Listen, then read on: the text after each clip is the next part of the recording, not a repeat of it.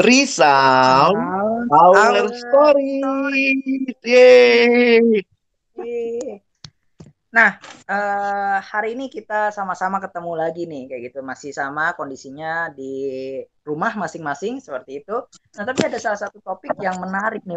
Belum lama ini nih, bagi gua ada salah satu peristiwa yang cukup geger kayak gitu ya di di jagat Twitter tuh geger, pernah jadi trending topik itu 3 hari atau berapa hari gitu, itu menarik banget tuh karena lama banget, karena ini dia menarik nih, ada salah satu akun dan gua rasa teman-teman tahu kayak gitu ya.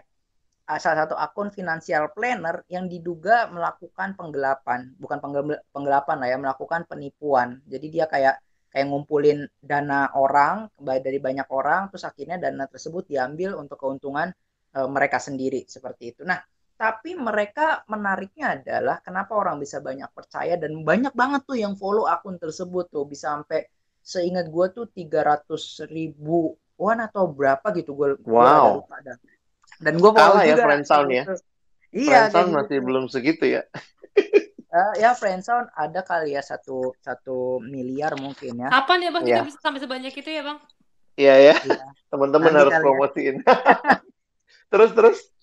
Nah, yang menarik adalah pesan yang bagi gua yang menarik dari Instagramnya dia, akunnya dia adalah itu tuh isinya banyak tentang kasus-kasus cerita orang kayak gitu, cerita-cerita orang yang gue juga nggak tahu tuh bener atau enggak cerita itu. Kalau menurut pengakuan adminnya kayak gitu atau pengakuan salah satu foundernya kayak gitu, itu cerita bener yang di dia adaptasi dari cerita-cerita orang. Tapi kan gue nggak tahu tuh dia udah tambahin Hmm. kah atau belum kah, kan gue nggak tahu sama sekali ya seperti itu.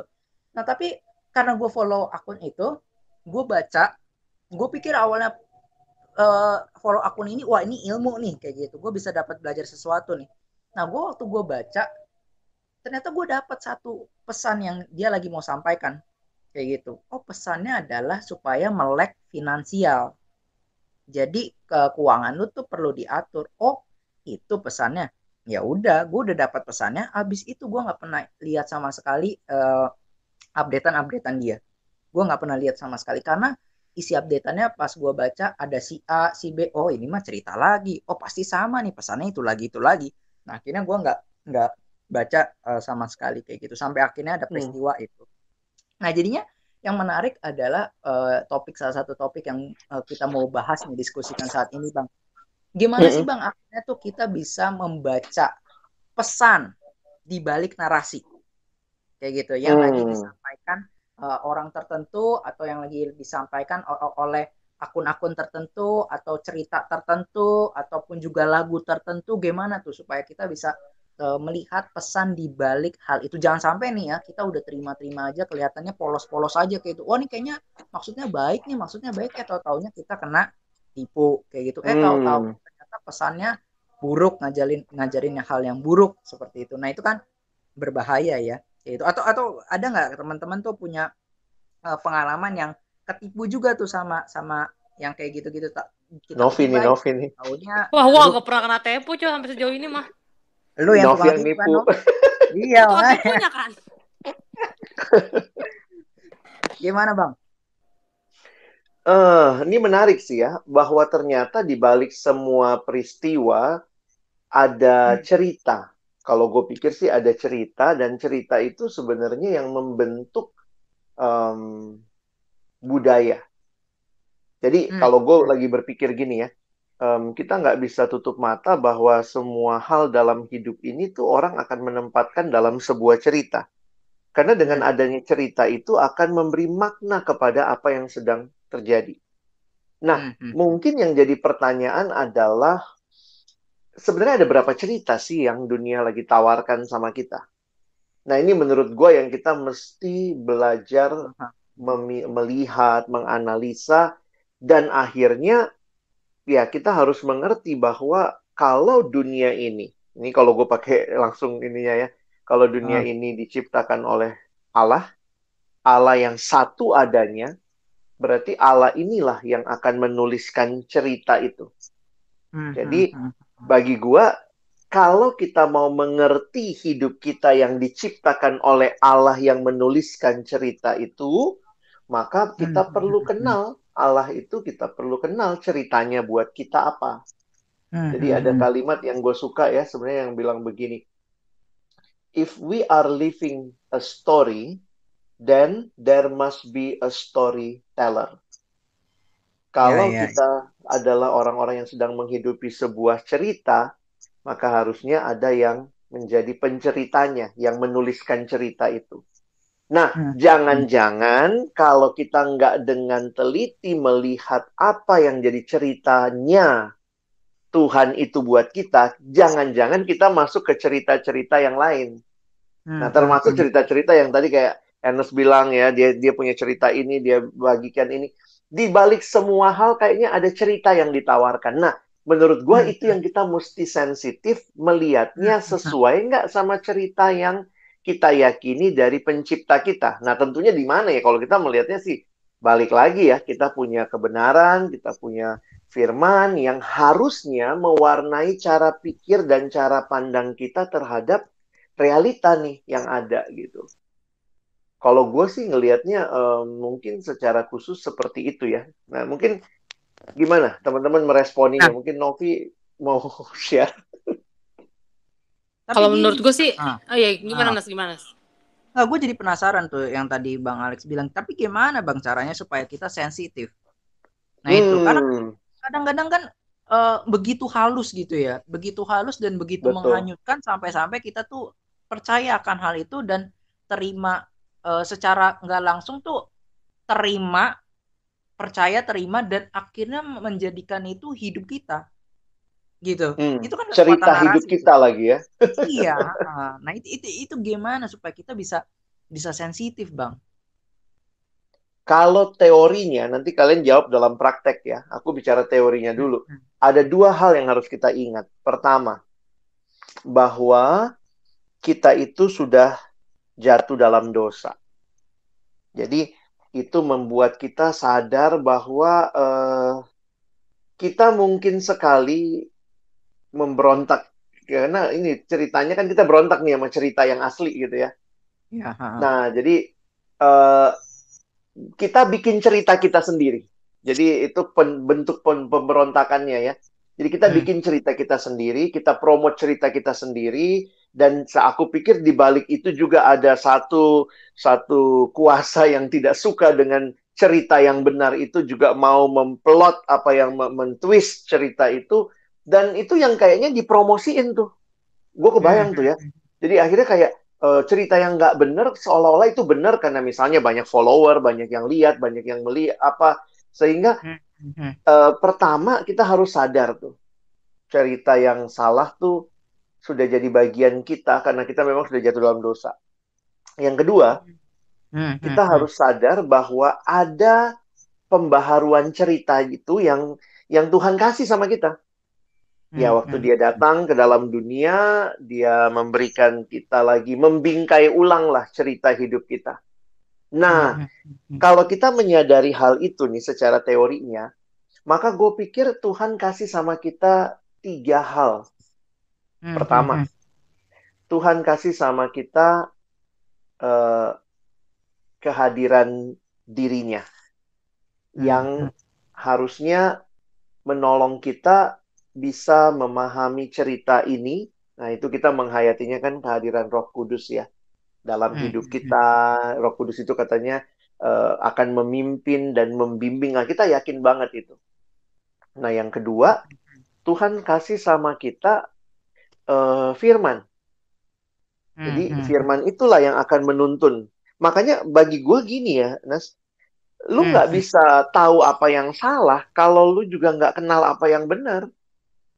Atau maksudnya gini loh, kita makin bisa sensitif kepada yang ini nggak benar waktu kita tahu nih ini yang benernya kayak apa. Jadi itu harus kita pahami. Lalu yang ketiga, gue ngelihat sih komunitas. Tuhan kasih sama kita komunitas yang tentunya kita bukan satu-satunya yang sedang ada dalam kondisi ini, dalam situasi ini. Jadi kita bisa belajar tuh dari teman-teman, dari orang-orang di sekitar kita. Apa sih yang sebenarnya sedang terjadi, atau bagaimana sih caranya kita memandang hal itu.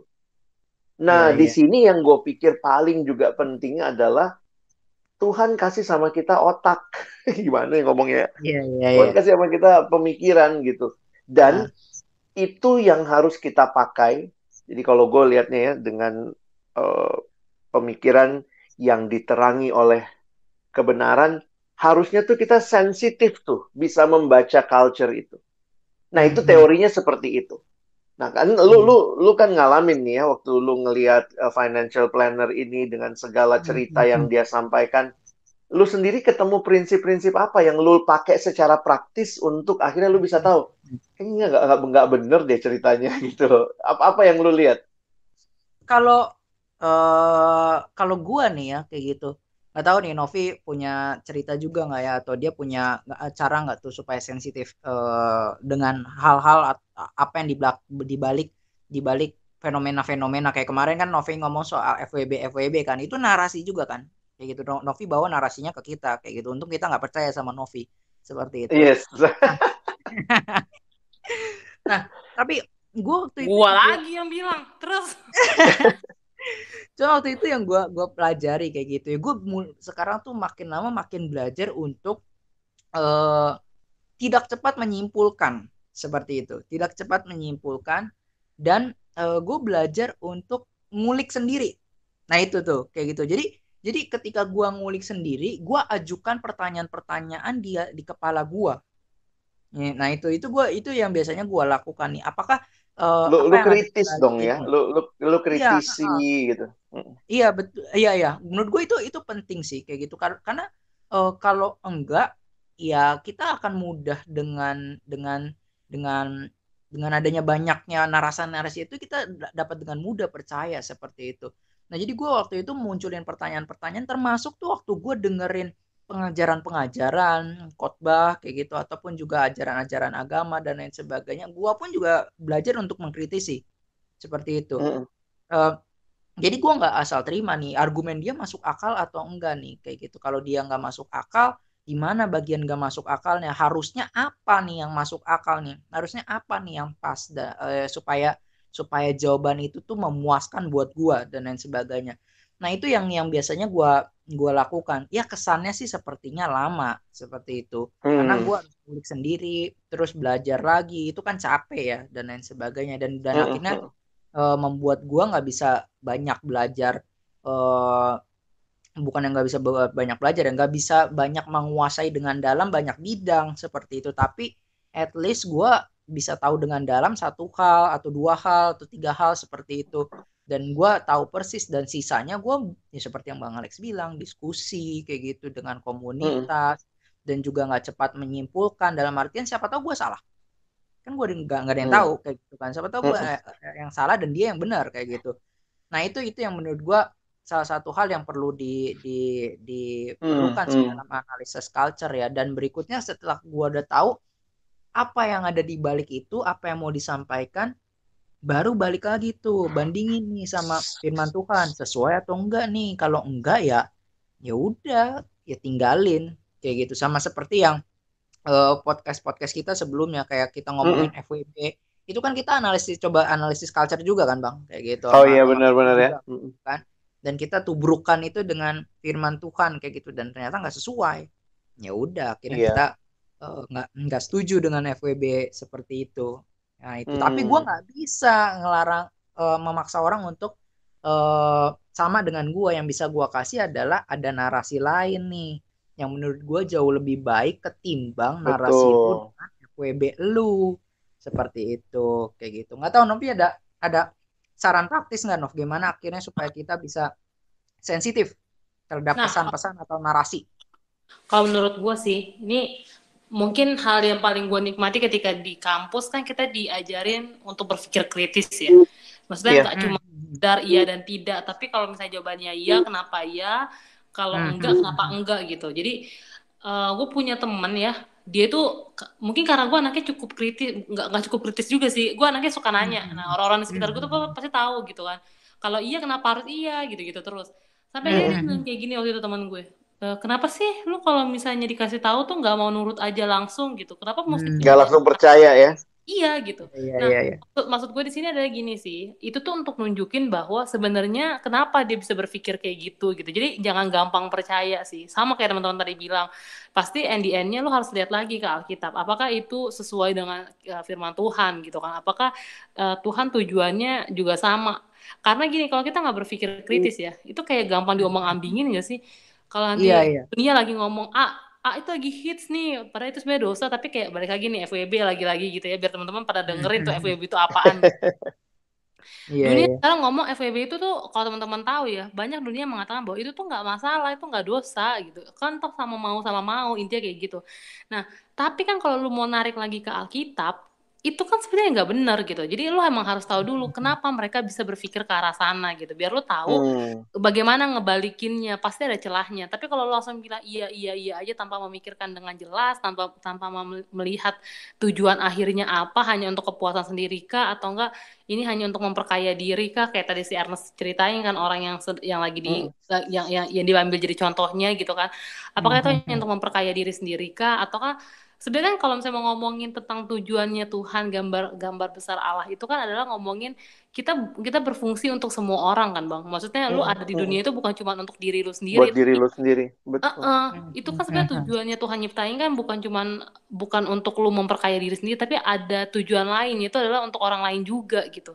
Nah, lu lihat gitu, kalau misalnya NDN itu cuma untuk memuaskan diri sendiri atau enggak hanya untuk kesenangan pribadi tanpa melibatkan Tuhan di dalamnya dan merugikan orang lain, menurut gua ya ngapain gitu lu ngikutin kulturnya. Cuman emang kayak kita sering denger ya, kalau misalnya cara pandangnya dunia itu dikemas dengan begitu bagusnya deh, dosa itu nggak, bahkan ya ada, Iya. gue sempat denger di salah satu podcast dia bilang kayak gini, dia kaget kalau temennya yang seusia gue sama Ernest, usia gue sama Ernest ya, dia tuh bisa deket banget sama Tuhan.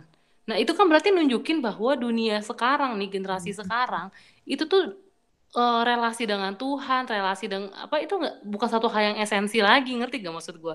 Itu Iya, kan iya, iya. budayanya udah mulai dicuci kan, maksudnya gini, udahlah ngomongin sama Tuhan itu nanti aja pas lu udah mau mati gitu. Nah, Lah, betul, mohon maaf betul. nih, lu kan kagak tahu kapan matinya. Emang lu yakin lu Iya, mati bakal tua? Lah bisa aja 5 menit lagi lu mati, iya gak sih? iya. Nah Yang itu, muda juga banyak yang mati kan, bukan berarti bener. yang muda Kalau nggak bisa mati.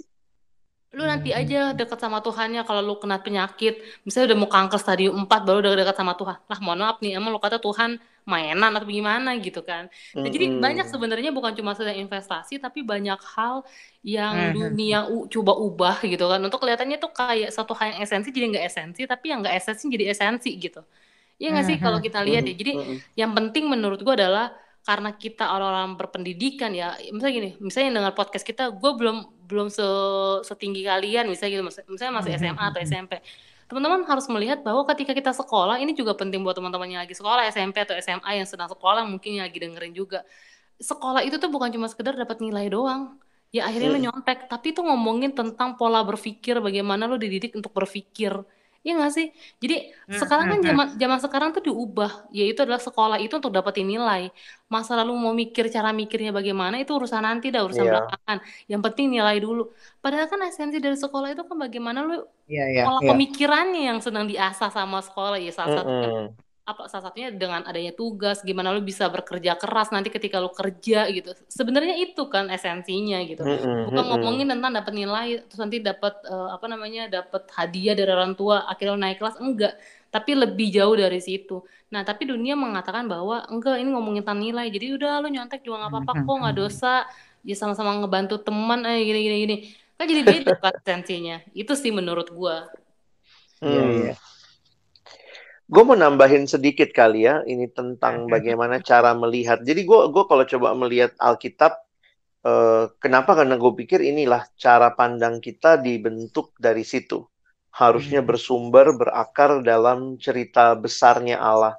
Dan waktu kita melihat cerita besarnya Allah, bahwa Allah menciptakan dunia, dunianya jatuh dalam dosa, tapi ada pemulihan karena Yesus datang, dan akhirnya ada pengharapan di mana semuanya akan dibaharui.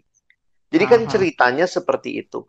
Jadi kalau kita ringkas, memang pertanyaan ini atau cerita ini yang selalu berusaha diubah oleh dunia yang sudah jatuh dalam dosa.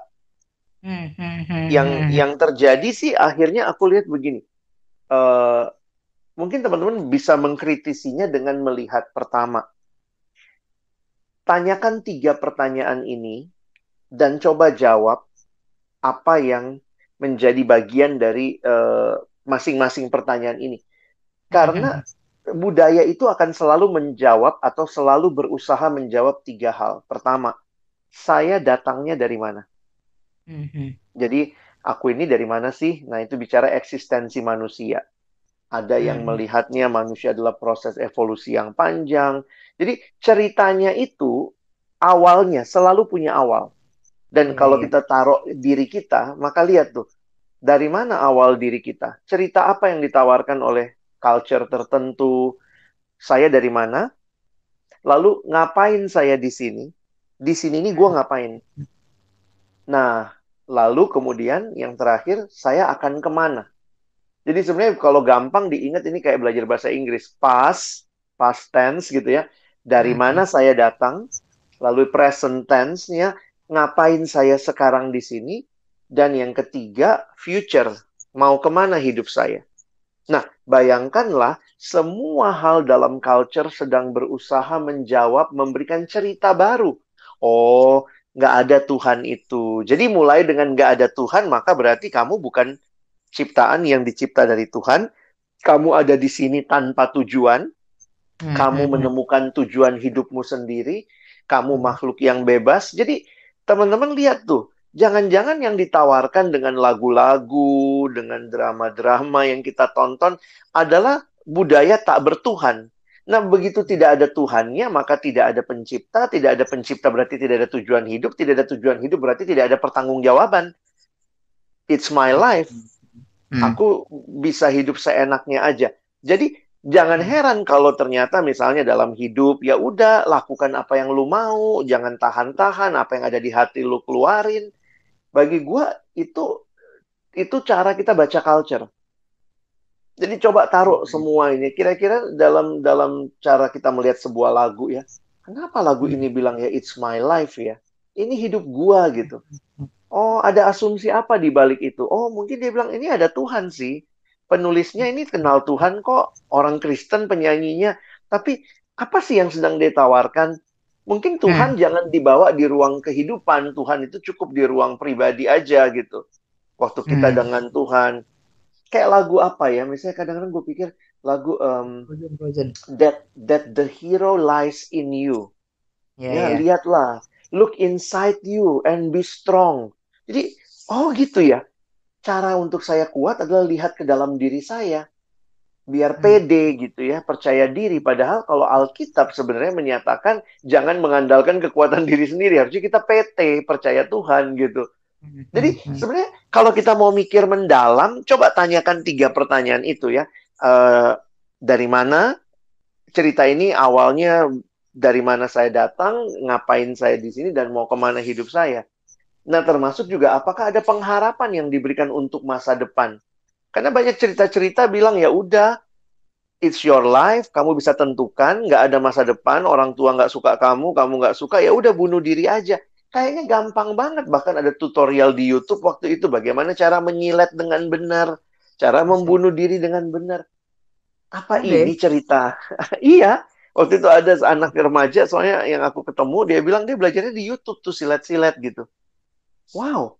Karena itu cara rilis yang diajarkan. Kalau kamu sedang ngalamin tekanan, coba nyilet gitu ya. Gimana nyilet dengan baik supaya dapat sensasinya tapi nggak melukai, harus ke rumah sakit gitu. Kan aneh gitu ya. Jadi gue ngeliat ini apa ya, cerita apa yang ditawarkan. Dan teman-teman mesti sadar gitu. Itu ada di sekitar kita dan jangan pikir kita lagi hidup di dalam dunia yang bebas nilai. Kira-kira begitu sih. Oke. Gue setuju sih dengan yang Bang Alex bilang. Nah, terakhir nih, kayak gitu ya, untuk pesan terakhir apa sih yang mau disampaikan kayak gitu sama teman-teman yang dengar podcast kita nih, tentang gimana kita menganalisa culture, budaya, dan nggak asal terima budaya-budaya yang disogokkan kepada kita. Apa nih, Nov, yang lu mau mau sampaikan nih tentang analisa culture ini?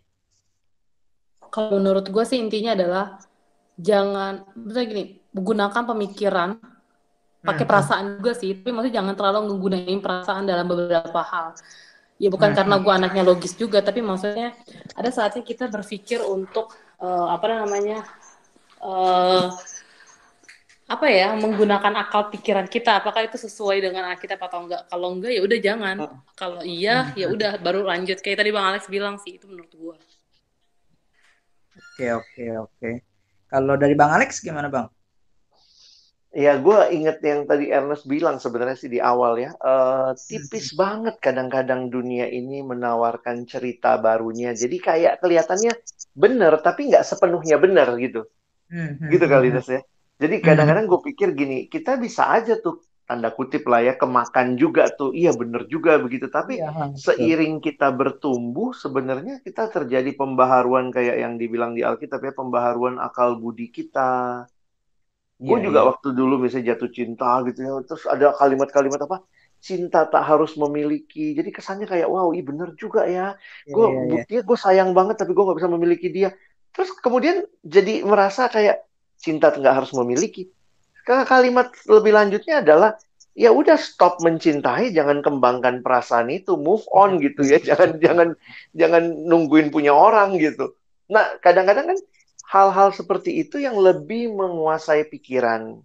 Jadi gue sih bersyukur karena Tuhan kasih tadi ya, Tuhan kasih Roh Kudusnya, Tuhan kasih firman, Tuhan kasih komunitas yang harusnya membuat kita hidup dalam dunia ini terus menguji nilai-nilai itu. Dan itu sebuah proses, bahkan menurut gue proses seumur hidup. Terus coba kita uji lagi, apakah benar ini cerita yang saya mau hidupi, dan kita terus pakai patokan Alkitab untuk menolong kita jalan dalam ceritanya Allah. Gitu, Nes. Oke, kalau gue ini sih what lies behind kayak gitu. Apa sih yang ada di belakang hal tertentu kayak gitu.